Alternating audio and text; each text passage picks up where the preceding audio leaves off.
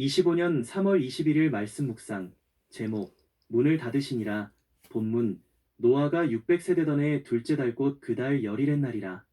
그날에 큰 기품의 샘들이 터지며 하늘의 창문들이 열려 40주야를 비가 땅에 쏟아졌더라. 곧 그날에 노아와 그의 아들 셈, 함, 야벳과 노아의 아내와 세 며느리가 다 방주로 들어갔고 그들과 모든 들짐승이 그 종류대로 모든 가축이 그 종류대로 땅에 기는 모든 것이 그 종류대로 모든 새가 그 종류대로 무릇 생명의 기운이 있는 육체가 둘씩 노아에게 나아와 방주로 들어갔으니 들어간 것들은 모든 것의 암수라. 하나님이 그에게 명하신 대로 들어가매 여호와께서 그를 들여보내고 문을 닫으시니라. 홍수가 땅에 40일 동안 계속된지라. 물이 많아져 방주가 땅에서 떠올랐고 물이 더 많아져 땅에 넘침에 방주가 물 위에 떠다녔으며 물이 땅에 더욱 넘침에 천하의 높은 산이 다 잠겼더니 물이 불어서 15규빗이나 오르니 산들이 잠긴지라. 땅 위에 움직이는 생물이 다 죽었으니 곧 새와 가축과 들짐승과 땅에 기는 모든 것과 모든 사람이라. 육지에 있어 그 코에 생명의 기운의 숨이 있는 것은 다 죽었더라. 지면의 모든 생물을 쓸어버리시니 곧 사람과 가축과 기는 것과 공중의 새까지라. 이들은 땅에서 쓸어버림을 당하였으되 오직 노아와 그와 함께 방주에 있던 자들만 남았더라. 물이 150일을 땅에 넘쳤더라. 창세기 7장 11절에서 24절 말씀입니다. 우리는 창세기를 살펴보면서 보다에 대한 중요성을 확인할 수 있었습니다. 성경은 철저하게 하나님의 관점에서 기록하고 있는 책입니다. 세상 역사의 관점에서 보면 이스라엘이라는 나라와 성경의 인물은 그렇게 중요하지 않습니다. 중요하지 않을 뿐 아니라 기록되지 않는 것이 맞다고 보아야 합니다. 이스라엘이 세상의 중심이 된 적이 없습니다. 문명의 발상지도 아니고 문명과 문화를 이끌어가지도 않았습니다. 철저하게 이스라엘은 변방의 한 소수 민족이고 수많은 전쟁을 겪고 나라를 수도 없이 빼앗겼던 힘없는 민족에 불과합니다. 성경은 이런 하찮은 민족인 이스라엘을 중심으로 기록하고 있는 책입니다. 이 말은 이스라엘이 중요하다고 말하는 것이 아니라 하나님의 눈으로 보고 하나님의 관점에서 중요하기에 기록한 것이고 그 의미를 바르게 알아가는 것이 중요하다는 것입니다.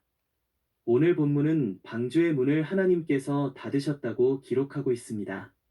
하나님께서 방주의 문을 닫음으로 홍수가 시작됩니다. 창세기 3장의 반역사건 이전까지는 한 가지 시선만이 존재했습니다. 하나님께서는 보시기에 아름답고 선하고 좋은 세상을 만드셨습니다.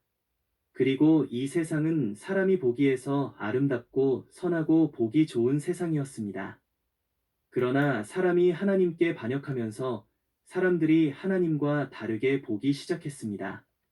하나님의 눈이 아닌 자기의 눈으로 보고 판단하고 결정하기 시작했습니다. 그 결과 사람은 더 나은 아름다움과 선 그리고 좋음을 보고 판단하고 결정하게 된 것이 아니라 죄를 보고 알고 판단하고 사망을 결정하여 받아들이게 되었습니다. 그래서 창세기 3장 이후는 하나님께서 죄악이 넘치는 패역한 세상을 보게 되었다고 기록합니다. 문명이 발달하고 문화가 번창해 나가는 것처럼 보이지만 죄와 사망이 다스리는 세상은 아름답지도 선하지도 않습니다. 폭력이 난무하고 힘이 지배하여 억압받고 고통받는 사람으로 넘쳐납니다. 이집트에서 이스라엘이 하나님께 부르짖었듯이 수많은 사람들이 고통으로 부르짖는 세상으로 만들어진 것입니다. 이런 패역한 세상을 하나님께서 보시고 결정한 것이 심판입니다. 하나님께서는 방주 안으로 노아와 그의 가족들과 노아에게 낳아온 동물들이 들어가고 문을 닫으셨습니다. 이 표현은 단순하게 문을 닫았다는 의미를 넘어 심판과 구원의 경계를 하나님께서 직접 정하셨음을 분명하게 보여주고 있습니다. 그리고 전 지구적인 홍수는 단순한 자연재해가 아니라 하나님의 마음이 담긴 결단이라고 볼 수 있습니다. 노아 시대에 일어난 전 지구적인 홍수의 기록에서 특이한 것은 홍수가 시작되고 홍수가 끝나갈 시기까지 하나님께서는 말씀하신 기록이 없습니다. 창세기 8장 15절에 가서야 다시 말씀하십니다. 즉, 홍수가 시작되고 하늘의 창이 열리고 깊은 샘들이 터져나오고 땅이 물속에 잠기는 순간에 하나님께서는 침묵하시며 지켜보고 계셨습니다. 하나님께서 사람을 위해 물에서 땅을 끌어올리시고 땅을 채우시고 질서를 잡으신 모든 것이 혼돈과 깊은 어둠으로 사라져버리는 것을 아무 말 없이 보고 계셨습니다. 이 하나님의 침묵은 심판의 엄중함을 잘 보여주고 있습니다.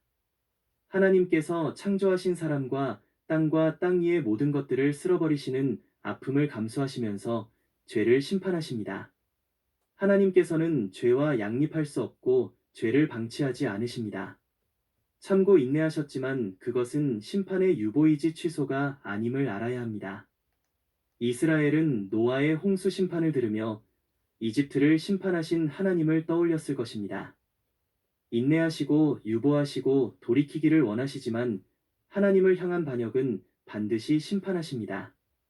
문을 닫기 전까지 계속해서 메시지를 전하시지만 때가 되면 하나님께서 문을 닫으십니다. 그리고 한 번 닫힌 문은 결코 열리지 않습니다. 열려 있을 때, 돌이킬 기회가 주어졌을 때 결단해야 합니다. 그 이후에는 기회가 없습니다. 이스라엘은 이집트의 파라오가 하나님의 심판을 무시하다가 모든 것을 잃는 것을 직접 경험했습니다. 기회가 주어졌음에도 그들은 하나님의 말씀을 신뢰하지 않고 그 심판을 받는 것을 선택합니다.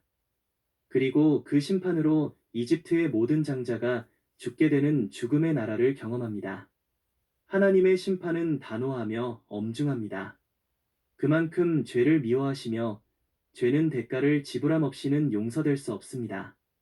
이집트는 장자의 죽음으로 그 대가를 지불했고 이스라엘은 장자를 대신한 양의 죽음으로 대가가 지불되었습니다. 이러한 경험으로 이스라엘은 하나님께서 얼마나 죄를 미워하시는지 확인할 수 있었으며 그 대가가 죽음이라는 엄중한 현실을 직시하였을 것입니다. 그리고 광야를 지나며 하나님을 반역한 죄에 대한 하나님의 단호한 심판은 이스라엘로 하여금 죄의 심각성을 늘 각인시켰을 것입니다. 죄에 대해서 하나님께서 침묵하시는 것 같은 시간이 있다고 할지라도 그것은 그냥 넘어가는 것이 아니라 돌이키기를 원하시며 회개할 기회를 주시는 것이지 반드시 대가를 요구하신다는 사실을 이스라엘은 경험을 통해 알아갔습니다. 우리는 종종 하나님께서 침묵하신다고 느낄 때가 있습니다. 세상이 악으로 가득한데도 하나님이 아무 말씀이 없으신 것처럼 보일 때 우리는 죄에 대해 무관심하거나 죄를 가볍게 여길 수 있습니다. 그러나 오늘 본문은 우리에게 분명히 경고합니다. 하나님께서는 세상을 보고 계시며 듣고 계시며 알고 계십니다. 그분은 단지 오래 참으실 뿐 결코 간과하지 않으십니다. 어느 순간 하나님은 반드시 심판하실 것이며 돌이킬 기회를 거두시고 구원의 문을 닫으실 것입니다. 우리에게 예수 그리스도를 통한 구원의 문이 열렸지만 이 문도 심판의 때에 닫으십니다. 영원히 열려진 문이 아닙니다. 방주의 문이 닫힌 후 방주 밖에는 코로 호흡하는 모든 생물이 죽었습니다. 심판은 엄중하고 단호합니다. 예수 그리스도 밖에 있으면 모두 예외 없이 심판을 받습니다. 하나님의 은혜의 문이 아직 열려 있을 때 우리는 그 안으로 들어가야 합니다. 그리고 한 사람이라도 더 구원의 문으로 들어오도록 우리에게 맡겨진 역할을 잘 감당해야 합니다. 지금 이 순간도 하나님은 세상을 바라보시며 우리 각자의 마음을 보고 계십니다. 우리의 타락과 이기심, 죄악을 애통해 하시며 동시에 한 사람이라도 더 구원받기를 원하시며 오래 참고 계십니다. 오늘을 살아가는 예수 그리스도의 제자된 우리들은 하나님의 마음을 성경 말씀을 통해 알아가야 합니다. 하나님의 침묵에 민감할 수 있어야 합니다. 오늘 우리들의 삶에 하나님께서 침묵하시는 것 같지만 하나님의 마음을 알게 되면 우리는 하나님의 심판을 준비하며 살아갈 수 있습니다.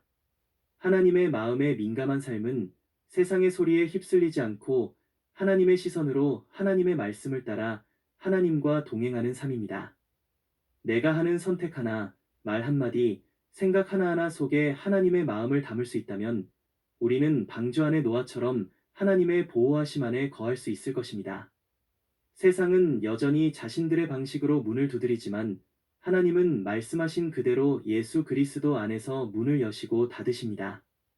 오늘 내가 서 있는 곳은 어디인지, 그분의 문 안에 서 있는지, 밖에 서 있는지 늘 돌아보며 살아가는 믿음의 삶이 될 수 있기를 예수 그리스도 이름으로 축복합니다. 더 깊은 묵상을 위한 질문들. 1. 하나님께서 나의 삶을 바라보실 때 근심과 한탄 가운데 바라보고 계실까요? 아니면 구원의 계획을 가지고 바라보고 계실까요? 2. 나는 지금 구원의 문 안에 거하고 있습니까? 아니면 밖에서 주저하고 있습니까? 3. 오늘 내가 하나님의 마음을 가지고 민감하게 반응해야 할 삶의 부분은 어디인가요? 묵상을 위한 기도. 하나님 아버지, 감사합니다.